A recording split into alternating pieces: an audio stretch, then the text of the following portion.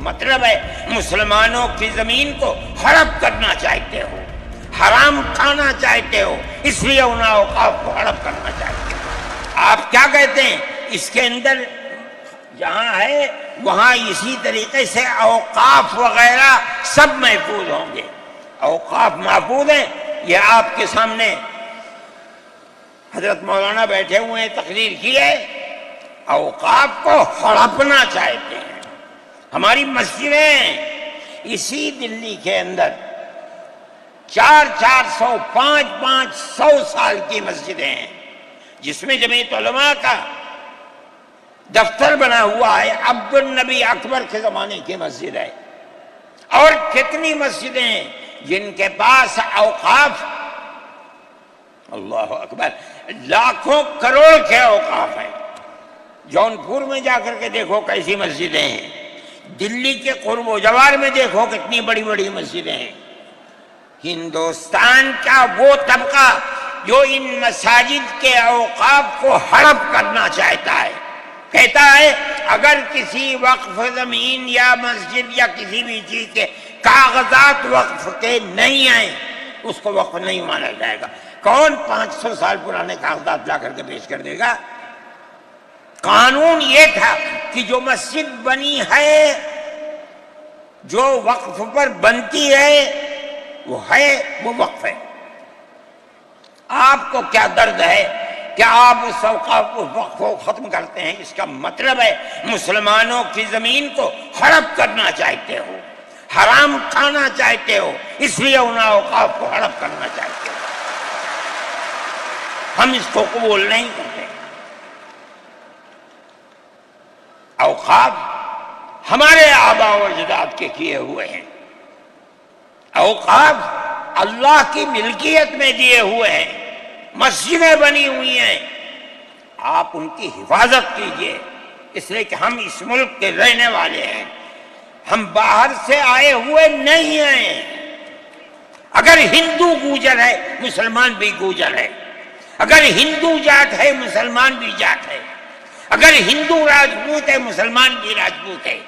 جاؤ دیکھو کشمیر کے اندر، اگر ہندو برہمن ہے مسلمان بھی برہمن ہے۔ ہم اسی ملک کے رہنے والے ہیں۔ کسی کو اچھا لگا یہ مذہب وہ اس مذہب میں چلا گیا، کسی کو یہ مذہب اچھا لگا وہ اس مذہب میں چلا گیا۔ کیا مذہب کی بنیاد پر اس ملک کے اندر آپ ہمیں جینے کا حق نہیں دیں گے؟ ہم اپنے جینے کا حق کو لیں گے۔ آپ نے جس سیاست کو اختیار کیا، آپ 2 الیکشن پہلے دیکھیے کس قوت کے ساتھ بی جے پی آئی تھی۔ آپ نے جس پالیسی کو اختیار کیا، سیکولرزم کو آگ لگانی چاہیے، اس کا نتیجہ اس الیکشن میں کیا ہوا؟ بی جے پی ہار گئی۔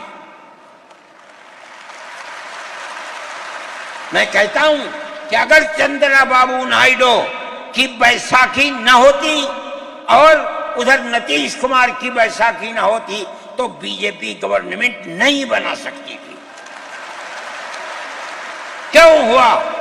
وہ جو 14 سال پہلے اتنی قوت کے ساتھ آئی تھی کہ لگتا تھا کسی دوسری جماعت کا چراغ ہی نہیں جل رہا ہے، وہ چراغ آج بجھ کیسے گیا؟ اس پالیسی کی وجہ سے۔ ملک کی پالیسی اگر بھائی بھائی کی ہوگی ملک زندہ رہے گا۔ ایک باپ کی اولاد 5 4 3 اگر پیار و محبت کے ساتھ رہیں گے وہ گھر آباد رہے گا، اگر دشمنی ہوگی سب برباد ہو جائیں گے۔ ہماری یہ پالیسی ہے کہ ہندو مسلمان سکھ عیسائی سب ایک دوسرے کے ساتھ بھائی بھائی ہیں۔ آپ اس پالیسی کو کیوں مخالفت کرتے ہیں؟ ہم اسی طرح چلتے ہیں۔ جمعیت علماء ہند کا یہی کردار ہے، جمعیت علماء ہند آج بھی یہی کرتی ہے۔ میں نے ابھی چند مہینے ہوئے میوات کے اندر لوگ لٹ گئے، پس گئے، ان کو جمع کیا۔ ہم نے ان سب کو 1 لاکھ یا 2 لاکھ روپئے دیے جا کر کے، مسلمان بھی تھے ہندو بھی تھے، ہم نے ان کو دیا، وہ خوش ہو گئے۔ ہم ہر سال تقریباً 1.5 کروڑ روپئے دیتے ہیں بچوں کو جو پڑھنے والے ہوتے ہیں، جو غریب ہوتے ہیں اونچی تعلیم کے لیے۔ اب آپ دیکھیے جو فرقہ پرست، اور میں کہتا ہوں ببانگ دہل کہتا ہوں کہ آسام کے چیف منسٹر کا کردار بدبودار کردار ہے، خراب کردار ہے، مسلمان کو دفن کرنے کا کردار ہے۔ وہ یہ کہتا ہے کہ آسام کے سوا آسام کے اندر مردم شماری 71 نہیں، جیسے سارے ہندوستان میں 51 ہے، اسی طرح آسام کے اندر بھی 51 ہوگی۔ آپ سمجھتے ہیں اس کا اثر؟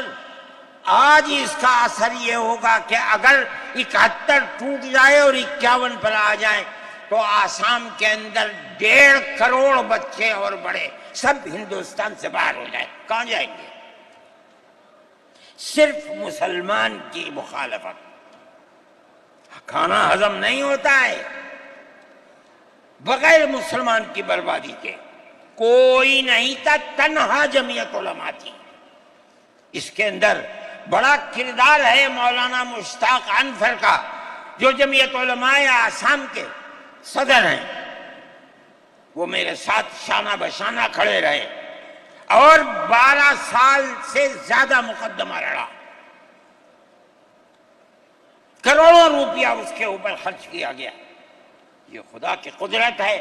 آج آیا تو یہ طے کر دیا گیا کہ 51 نہیں، آسام میں 71 ہی بنیاد بنے گا۔